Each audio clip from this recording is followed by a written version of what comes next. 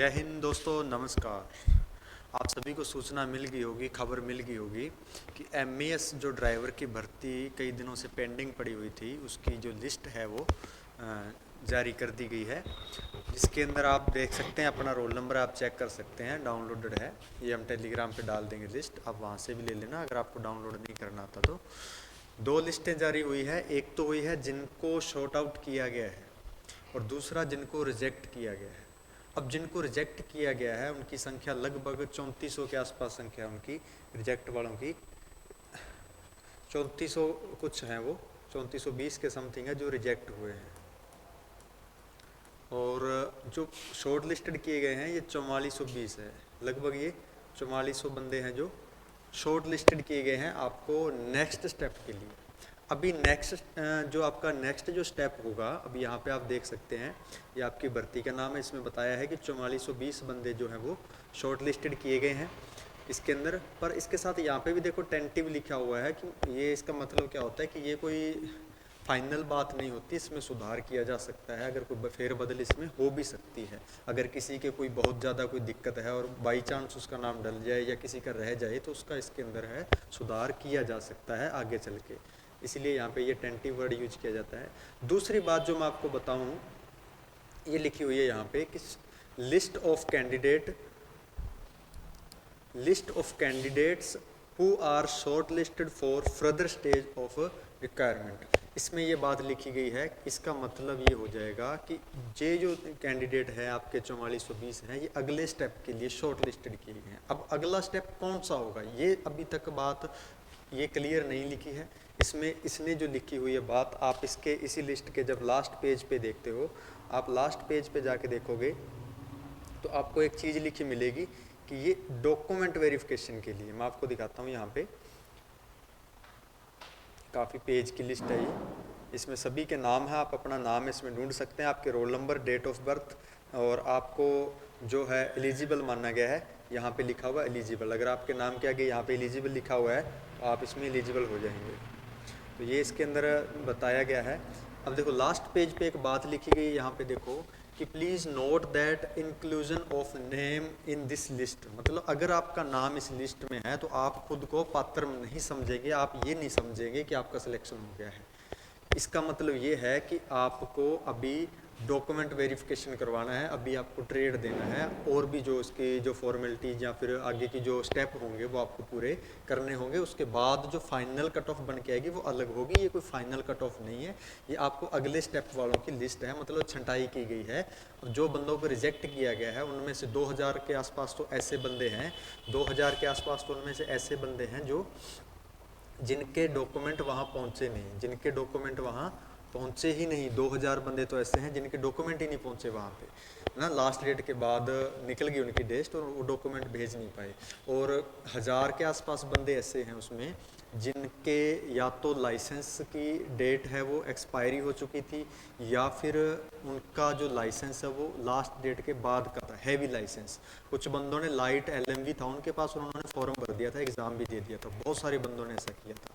और कुछ लोग ऐसे हैं जिनका 3 ईयर का जो एक्सपीरियंस है वो साथ नहीं लगाया, साथ नहीं भेजा था, वो बंदे क्या कर दिए गए हैं इसमें, इन्होंने उनको एलिजिबल नहीं माना, उनको बाहर कर दिया गया है। अभी ये जो 4420 बंदे बचे हैं ये अगले स्टेप के लिए तैयार रहें, और इसमें लिखा हुआ है कि अगला स्टेप क्या होगा, यहाँ पे ये बात लिखी हुई है कि अगला स्टेप क्या होगा। उसके लिए आप ये वाली जो इनकी एसएससी की जो साइट है इसको रेगुलर चेक करते रहें, उसके ऊपर आपको अगले स्टेप की वो सूचना दे दी जाएगी। अगले स्टेप में आपका क्या हो सकता है, आपका डॉक्यूमेंट वेरिफिकेशन हो सकता है, डॉक्यूमेंट वेरिफिकेशन हो सकता है जिसको आप डीवी बोलते हो, है ना। आपके ओरिजिनल डॉक्यूमेंट यहाँ पे लिखा हुआ है, ओरिजिनल चेक किए जाएंगे, वहाँ पे किए जाएंगे, ये तो तय है, आपको अपने डॉक्यूमेंट है वो ओरिजिनल है वो तैयार रखने हैं। और दूसरी जो चीज़ है आपका ट्रेड टेस्ट, आपका ट्रेड टेस्ट ये भी इसके साथ, या तो दोनों साथ होंगे, अगर साथ नहीं होंगे तो पहले एक हो जाएगा उसके बाद दूसरा हो जाएगा, और ज़्यादा संभावना है एक ही साथ होने की कि ट्रेड टेस्ट और डीवी है वो दोनों एक साथ आपके हो जाएंगे। आप अपने डॉक्यूमेंट भी तैयार रखो और आप अपने ट्रेड टेस्ट की भी तैयारी रखो, आप दोनों ही तैयारियाँ फुल रखो, आप में कोई ऐसी कमी नहीं रहनी चाहिए। अभी देखो आपको मौका मिला है, इसमें एक सबसे बड़ा फ़ायदा ये हो जाएगा आपका, इसमें बहुत ज़्यादा गैप आ गया था, गैप ज़्यादा आने की वजह से क्या होगा, फ़ायदा कैसे होगा, इसके एग्ज़ाम के बाद अभी लिस्ट आई है, उसके बाद आपके आंसर की आई थी, उसके बाद आपकी ये लिस्ट आई है। इतने टाइम में, इतने पीरियड ऑफ टाइम के अंदर बहुत सारे कैंडिडेट जो इस लिस्ट के अंदर होंगे वो कहीं ना कहीं जॉब कर रहे हैं, क्योंकि उसके बाद दिल्ली पुलिस ड्राइवर की वही कैंडिडेट थे जिन्होंने ये फॉर्म भरा था, दोनों भरे थे, उनकी ज्वाइनिंग हो चुकी है। उसके बाद में आपकी एसएसबी की ज्वाइनिंग हो चुकी है। उसके बाद में आपकी जीडी की हो, इसमें जो चल रही है, काफ़ी सारी जो भर्तियां हैं, अभी मेरे को कंफर्म याद नहीं आ रहा, उनकी जो ज्वाइनिंग है दी जा चुकी हैं, है ना। दिल्ली पुलिस की होगी, कांस्टेबल जीडी की होगी, जीडी वालों की होगी, कितने तो जीडी वाले निकल गए होंगे बंदे। तो ऐसे करके बहुत सारे लोग हैं वो निकल चुके हैं इस कंपटीशन से बाहर। तो कंपटीशन थोड़ा कम जरूर हुआ है। अभी फाइनल कट ऑफ के बारे में मैं कोई बात नहीं करूँगा, क्योंकि अभी से बात करना हम अंदाज़ा लगा सकते हैं, पर वो उसका कोई अभी फ़ायदा नहीं है। फ़ायदा किस बात का है, पहले हम तैयारी करें, अगले स्टेप की तैयारी करें, उसमें अगर हम पास आउट हो जाते हैं अगले स्टेप में, फिर हम बात कर सकते हैं उसमें कितने लोग फेल या पास होते हैं, कितने बाहर या अंदर होते हैं, उससे हम अंदाज़ा लगा सकते हैं कि अभी कट ऑफ कहाँ रहने वाली है। क्योंकि अभी तो बहुत ज़्यादा, 1000 के आसपास भर्ती थी, 4 गुना के आसपास बंदे, अभी भी ज़्यादा है, चार गुना बंदे भी कम नहीं है, पर फिर भी आप, और बहुत ज़्यादा भी नहीं है 4 गुना बंदे, आप इस चीज़ को अभी उसके cut off, final cut off की चर्चा हम नहीं करेंगे, आपको भी नहीं करनी, और किसी से ना तो पूछना है फाइनल कट ऑफ, ना ही बताने का फ़ायदा है। आप लोग अभी अपने नेक्स्ट स्टेप के ऊपर फोकस करो, आप अपने डॉक्यूमेंट है उनको तैयार रखो, जिसका जैसे कई बार कास्ट सर्टिफिकेट नहीं होता या रिन्यू नहीं होता, वो आपका खोया होता है या आपको पता नहीं होता कहाँ पड़ा है, तो उसको ढूंढ लो, है ना। आप अपने जो भी डॉक्यूमेंट इधर उधर है उनको सबको एक जगह कर लो। अगर उनमें कोई आपके कोई दिक्कत है, कई बार क्या नाम की स्पेलिंग गलत होती है, बहुत बड़ी दिक्कत आती है, इससे वहाँ पे फिर दिमाग ख़राब हो जाता है बंदे का।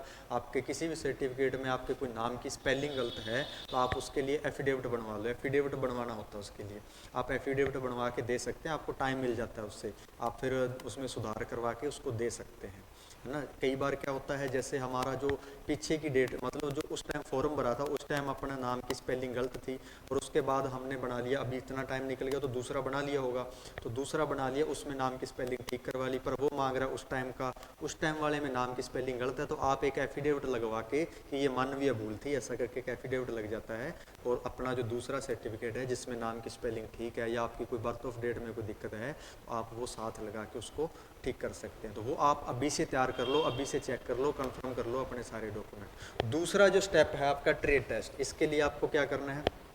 अच्छा, ट्रेड टेस्ट में होगा क्या, देखो फिर से पहले पेज पे जाना पड़ेगा मेरे को, पहले पेज पे दिखाता हूँ आपको ट्रेड टेस्ट में क्या होगा। देखो यहाँ पे देखो ये लिखा हुआ है, यहाँ पे पहले से उस नोटिस में जो बात हुई थी वो ये कि 3 साल का एक्सपीरियंस वो है ही है ना, HMV लाइसेंस ये है ही है ना। नॉलेज ऑफ मोटर मैकेनिज्म, मतलब आपको माइनर डिफेक्ट है वो रिजॉल्व करने की आपको टेक्निक आनी चाहिए, आपको वो छोटे छोटे फॉल्ट है वो ठीक करने आने चाहिए, और आपको गाड़ी चलानी आनी चाहिए। गाड़ी के लिए आपको ऑप्टिकल दिए जाएंगे, गाड़ी किसी भी तरीके से चलवाई जा सकती है, पर हम एक, अगर हम बात करें कि हमें किस तरीके से गाड़ी चलवाई जाएगी, अभी आपको ध्यान हो तो एक ASC की भर्ती चल रही थी, वो भी आर्मी सर्विस से संबंधित थी। ASC की जैसे MES है वैसे कुछ ना कुछ ये मेल जोल खाती है आपस में। तो उसके ट्रेड टेस्ट के अंदर क्या हुआ था, उससे हम कंपेयर कर सकते हैं इसको, इससे ज़्यादा नहीं होगा, उससे ज़्यादा नहीं होगा, इससे हम कंपेयर करके देखें। उसके अंदर आपको ये वाले ऑप्टिकल करवाए गए थे, 8 बाद में काट दिया था, खैर रैंप बाद में काट दिया था उन्होंने L रखा था, और इसका जो है लॉन्ग ड्राइव और ऐसे रखा था उन्होंने। इसके अंदर अगर हम प्रिपेयर करें खुद को, तो हम कैसे प्रिपेयर कर सकते हैं, हमें 8 के लिए प्रैक्टिस करनी होगी, क्योंकि जर्नल जो ऑप्टिकल है वो 8 ही है। 8 मिलने की कोई बहुत बड़ी बात नहीं है, मिल सकता है आराम से, आपको इजी भी होता है, कोई हार्ड नहीं होता। आपको 8 ऑप्टिकल की प्रैक्टिस करनी चाहिए, आपको L ऑप्टिकल की प्रैक्टिस करनी चाहिए, आपको S ऑप्टिकल की प्रैक्टिस करनी चाहिए, ठीक है। इसके अलावा आपको जिगजैग और लॉन्ग ड्राइव की, मतलब गियर शिफ्टिंग की आपको प्रैक्टिस है वो करनी चाहिए। साथ ही साथ आपको रैंप के लिए भी प्रैक्टिस करनी चाहिए। आपको ऑप्टिकलों के अंदर आपको खुद को क्या है उसके, कहीं से भी करो, मैं ये नहीं कहता। अगर आप हमारे साथ तैयारी करना चाहते हैं तो आप अपने RWS के अंदर आ सकते हैं, आपका मोस्ट वेलकम है। आप RWS एकेडमी है अपनी सीकर राजस्थान के अंदर, आपको कॉन्टैक्ट नंबर है वो नीचे दिख रहा है और आपको डिस्क्रिप्शन के अंदर या टाइटल के अंदर आपको वो मिल जाएगा कॉन्टैक्ट नंबर। आप उसके ऊपर कॉल करके अधिक जानकारी ले सकते हैं कि क्या क्या आप यहाँ की फ़ीस या क्या फैसिलिटी आपको दी जाएगी, कौन सी गाड़ियाँ दी जाएगी। वहाँ पे आपको ट्रक मिलेगा, MES के अंदर आपको ट्रक से करवाया जाएगा। एक तो आपको ट्रक के साथ प्रैक्टिस करनी है भाई, दूसरा आपको एक LMV गाड़ी से, LMV गाड़ी के अंदर चाहे आपकी बुलेरो से कर लो या आप जिप्सी से कर लो, एक छोटी गाड़ी से करनी है और एक बड़ी गाड़ी से करनी है आपको प्रैक्टिस, तो आपको उसमें दिक्कत नहीं आएगी। आप ट्रक से या फिर किसी छोटी गाड़ी से प्रैक्टिस कर सकते हैं, आप कहीं से भी करो, आपको जो नज़दीक पड़ता है या फिर आपका जहाँ पे मन मानता है, आपका दिल ठहरे, वहाँ से आप तैयारी करो, पर ज़रूर करो एक बार अगर आपने तैयारी कर ली। क्योंकि अगर हम जो जनरली जो गाड़ी चलाते हैं, नॉर्मली जो गाड़ी चलाते हैं, वो वाला सिस्टम यहाँ ऑप्टिकल के अंदर नहीं चलता। हाँ ठीक है, आप अगर बाहर गाड़ी चला रहे हैं, कई सालों से चला रहे हैं, आपको ये सीखने में कुछ भी टाइम नहीं लगेगा, आप 5-10 दिन में सीख जाओगे। पर अगर आप कभी गाड़ी में बैठे नहीं तो फिर आपको फिर थोड़ा टाइम लगेगा। तो जो कभी गाड़ी में बैठे नहीं, खासकर वो भाई मेरे, वो अभी से लग जाओ, एक बार तैयारी करके रख लो। उसके बाद अगर डेट आगे जाती है या टाइम लगता है इसमें, अभी देखो लिस्ट आने के बाद पहले बहुत टाइम लग चुका है, मेरे अकॉर्डिंग अभी ज़्यादा टाइम नहीं लगना चाहिए, बड़ी जल्दी ये आपको अगली जो सूचना है वो मिल जाएगी नेक्स्ट स्टेप की। तो आप अपने डॉक्यूमेंट भी ठीक रखो और उसके साथ साथ आप अपनी ट्रेड टेस्ट की भी है वो तैयारी करके रखो। आपको माइनर फॉल्ट आपको रिजॉल्व करने आने चाहिए। माइनर फॉल्ट के अंदर मैं जैसे बात करूं तो आपको जैसे वाइपर हो गया, वाइपर के बारे में जानकारी होनी चाहिए, आपको फैन बेल्ट के बारे में जानकारी होनी चाहिए, कैसे बदला जाता है, कब बदला जाता है, आपको उसके लुब्रिकेशन चेक करने की जानकारी होनी चाहिए, है ना, आपको उसके टायर स्टेपनी चेंज करने की जानकारी होनी चाहिए। ऐसे करके जो ये माइनर जो छोटे छोटे फॉल्ट होते हैं ये आपको रिजॉल्व करने आने, फ्यूज बॉक्स की जानकारी होनी चाहिए। ऐसे करके आपको हेडलैम्प हो गया, छोटी छोटी जो बातें होती हैं इनकी जानकारी आपको होनी चाहिए, तो फिर आपको वहाँ पे कोई समस्या नहीं आएगी। आशा तो यही करेंगे कि ट्रेड टेस्ट इजी होगा, पर बाय द वे अगर हम मान लेते हैं कि थोड़ा सा भी उसने लेवल बना दिया तो फिर बिल्कुल भी कट ऑफ कहीं नहीं जाएगी, अगर उसका थोड़ा सा भी लेवल बनता है तो।